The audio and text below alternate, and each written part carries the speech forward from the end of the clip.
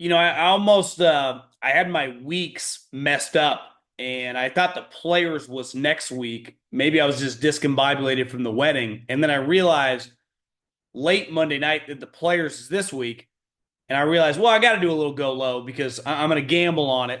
I have a large wager on the VIG.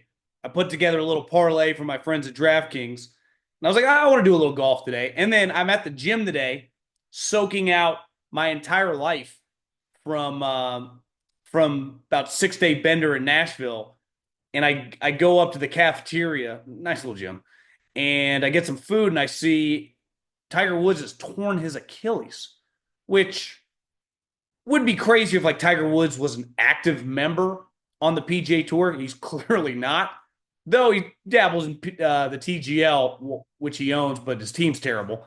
But it's just a pretty jarring moment. So I do want to dive into that. I did watch in my hotel room a little Saturday before I got married, and then a bunch Sunday, the Arnold Palmer. So let's dive into golf. Pretty fired up on some picks as well, but I do want to start before we dive into the players or before we talk about what happened last week. Tiger Woods. I've been saying this forever. If you just look at his body and the surgeries the guy has had, and obviously some are weight, room, and just wear and tear of grinding on a golf range, which obviously the golf swing is not a normal movement, right? With your back, with your knees, the pressure points, and I think there's a fair at one point in time before Tiger started getting hurt, like in I guess when he messed up his knee at Torrey Pines in '08, there probably weren't many humans over the course of like 25, 30 years who had taken more golf swings than Tiger Woods. So his body is like if you ever met someone, and just because when I worked in radio, I was going to a lot of Warrior games and going to a lot of NFL games, you would meet these older guys that played in the NFL and the NBA in like the 70s or 80s. And most of them don't look like Howie Long on television. Some of these NBA players, it's like they have 7 different limps.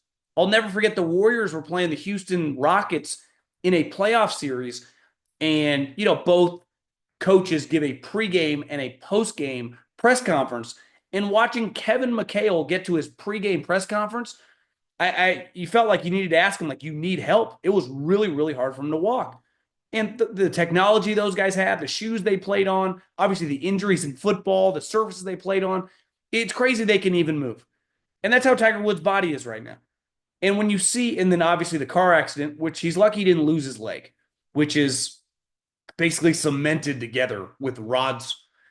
And this Achilles, like, what really sucks is I saw someone tweeting a couple weeks ago when they had that rich guy member, pro member, whatever they call it, at Seminole. Tom Brady's in it, Tiger was in it, and people tweeting that like Tiger was, I think he played with Keegan Bradley or Jason Day or some really good player was also in his group, and Tiger was like blasting it by him or hitting it by like Tiger's a pretty good player when he can play.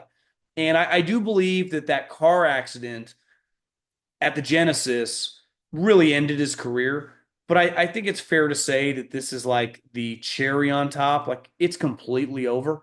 And I know he mentioned the rehab process, but I do wonder when you have this many different injuries and you have this many. I mean, why do so many guys get injured after they've been injured? Because your body is overcompensating. Remember, it happened to Klay Thompson when he tore his ACL in the NBA Finals, and then a year later, he tore his Achilles because you start putting more pressure on the opposite ligaments. You don't have to go to medical school. You just have to follow sports to realize it happens all the time. And the amount of injuries Tiger's had, especially to his lower body and his back, it just feels like it's kind of time for him to just officially retire and take on a different role. And he started to do that over the last couple of years, but it kind of hit me today. Like there's a chance he might never play in any of these tournaments again. And there was no guarantee that he was even going to make it to the Masters in a month, right? So it's just kind of a brutal end. And to me, where it really crystallized, and he's been gone for a while, but he'll come back every once in a while. Like a couple years ago, came back to the Masters, and it was a really big deal. A couple years ago, he plays at the old course, and it's a really big deal. And he has 3 or 4 of those moments every year. Him and Charlie this year battling out with the longers, which I think is one of the cooler events, especially now that Charlie plays in it. I would imagine this injury in March probably knocks Pops out for the PNC come this fall, which sucks for Charlie. But I the necessary just kind of demand of getting these guys all back together because Tiger was a one man rocket ship that could carry the sport for 20 plus years. And on individual weeks, they could do ratings that like the NBA would die for. Well, those days are gone. And now we have this split up tour. And on the plane ride to Nashville and the plane ride home, I downloaded like 4 or 5 episodes of Full Swing. I actually think it's pretty good this season. It's just, an easy watch. It's entertaining. The Rory stuff is just the Scottish stuff. It's just pretty good. And it just really makes you realize like you can have moments, right? Like in tennis and golf where you just have these transcendent figures. Like when I was growing up, my dad loved tennis because he loved the McEnroe, Boris Becker, kind of the 80s of tennis. And then I remember kind of just Pete Sampras and Andre Agassi were just massive superstars. And what has happened over the years in racing, whether it be NASCAR here to Formula One internationally, like when you get these superstar names, they can carry the sport. And golf had that in a special way with Tiger Woods. And now they're much more dependent. Like one guy can't carry you, Rory can't carry you, Bryson can't carry you, but the group of 4 or 5 guys can, and you can't have them split up. So Tiger's done, and he's been done. But like this officially ends it, and it's just time to figure it out, move forward, and stop fucking around. Uh, on the players. So a couple weeks, I guess it would have been like a month ago, when Ludwig won at Torrey.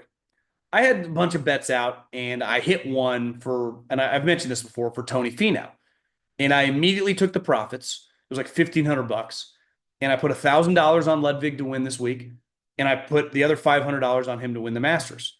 So that's when I first got into golf betting. One of the first bets, I think it was the first outright bet I had ever hit, was Justin Thomas to win the Players like 4 or 5 years ago. Maybe it was 3 or 4 years ago. And it was an incredible feeling because any of one that listens to this knows if you bet football, like if you take a big underdog, that's like plus 200, right? So you're basically getting $100 win 200. Where in golf, you can get a blue chipper at 20 to 1, 25 to 1, 16 to 1, right? I mean, Scotty Scheffler's kind of gone into rare territory where he's like a 4 to 1 golfer. That is not normal. In like DJ's prime and Rom's prime, it's usually like 9, 10 to 1. And the next crew's 12, 14, 18. And one thing I've learned, it is very difficult to build to bet winners. It's why I like betting. I mean, one thing I've gotten much more into is betting the top 10s and top 20s. But I think on this individual week, like I'm just hoping Ludwig, it'd be pretty incredible. I'm fired up, excited to watch him.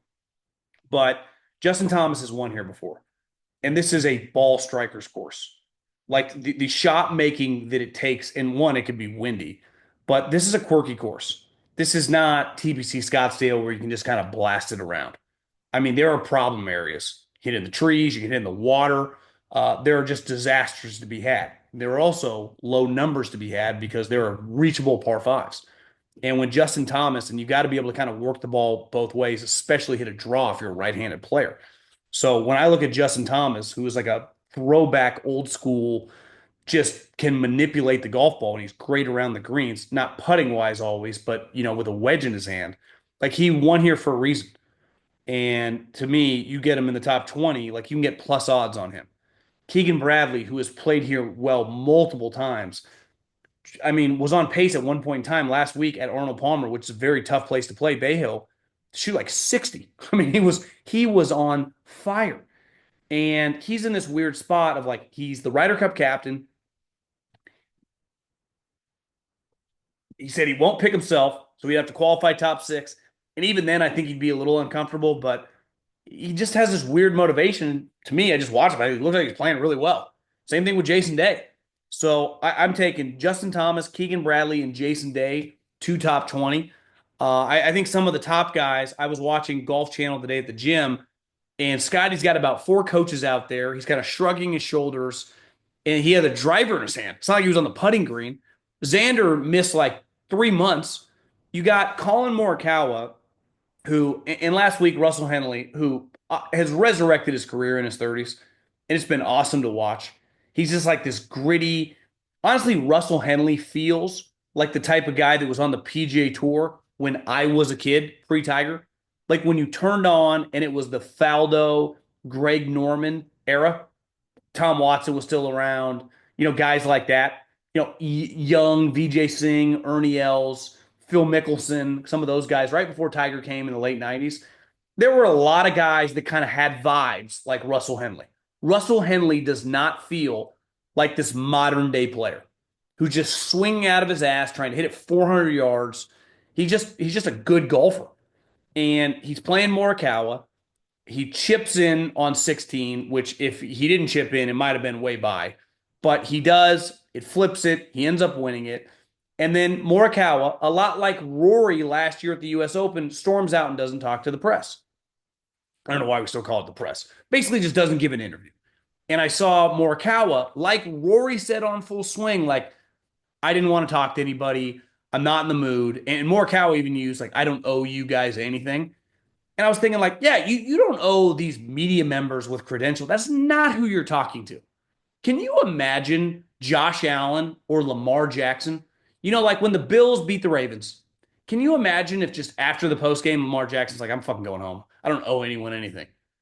He'd be fined. Can you imagine if after the Chiefs beat the Bills in the AFC Championship game, Josh Allen was like, yeah, I'm just not talking. Like, no, that's not the way it works. And one thing it got me thinking, I don't blame Colin Morikawa. He lives in this world that just thinks all this money is just showing up.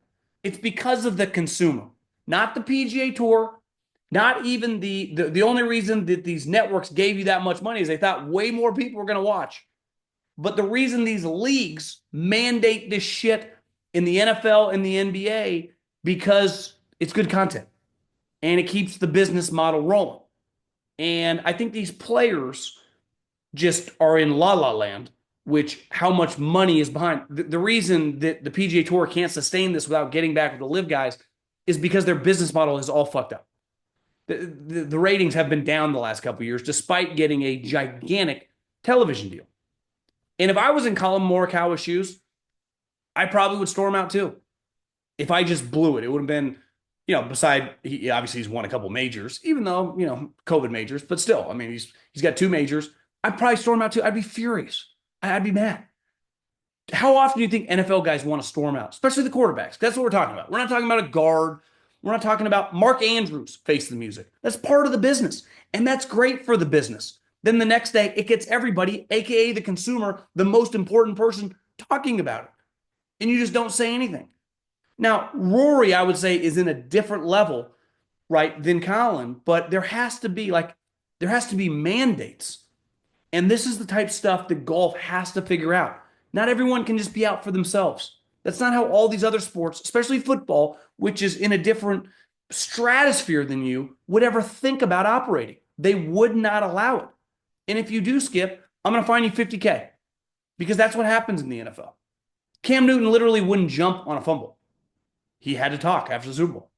So, Colin, at least Rory was the U.S. Open. This is the Bay Hill, like Arnold Palmer, that no one even likes, and the players the next week. Not the end of the world. Get up there, even if your answers suck. It is just good to get your, because honestly, once Rory started talking on Full Swing, it was fascinating to hear his mindset about missing that putt at 16. He thought that he blew it because he gave Bryson a shot. Like, that's the type of stuff people want to hear about. I think sometimes when people become so rich, like in the NFL, Mahomes, like his business is providing that.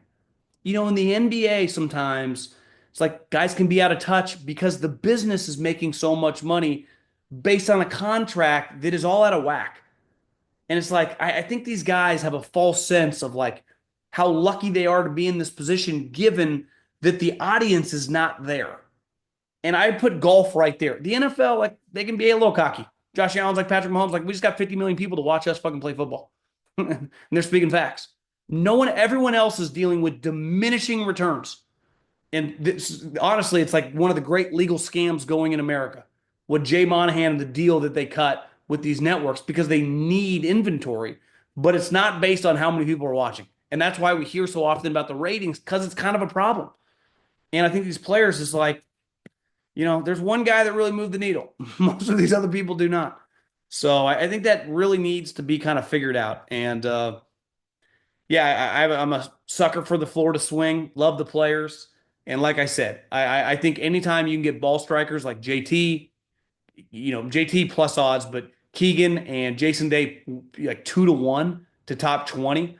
It gives you so much, margin for error. And honestly, I wouldn't even feel that comfortable if I hadn't done the Ludwig thing, betting on an outright. Shane Lowry's been playing really well. He's a guy, but I heard someone say that they thought this was more of a drawer's course than a fader's course for a right-hander. Tommy Fleetwood has never won, but he would fall into that category. In theory, Rory would fall into that category as well. But yeah, other than that, I feel for Tiger. I mean, you talk about a guy. I just don't think in the history of life, when it comes to athletes, we have seen a more weathered. I mean, we're talking about golf. The guy is put together like he played right tackle from 1971 to 1984. It's like Tiger just played golf. And I mean, his back's fused, his ankle's fused, his Achilles ripped, his ACL's gone, his leg's broken. He got a club to the tooth. He just had a lot of shit happen. I remember I got a buddy who played on the tour for a long time. We bullshit about football a lot. And he texted me one time after something happened to Tiger. He's like, I don't think there's ever quite been a life like that.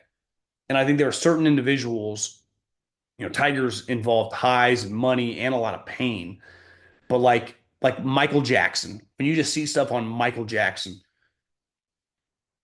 you're just like he led a life unlike any human being, the good and the bad. It would ruin and fuck up everybody. And some of this stuff with Tiger is self-inflicted. There's no way around it. But the guy's just trying to hopefully get dialed enough for the Masters, his Achilles, just so he can play. Probably, I guess he's never missed the cut, but even if he just comes out there, hits a couple balls, even if he missed the cut, no one would even care. And his Achilles pops, my God. I mean, man, that guy's life been pretty crazy. I know me, I couldn't, I wouldn't have the energy to get behind that bad boy. Yeah, I would have tapped out at like 25 years old. I'm like, I've had enough.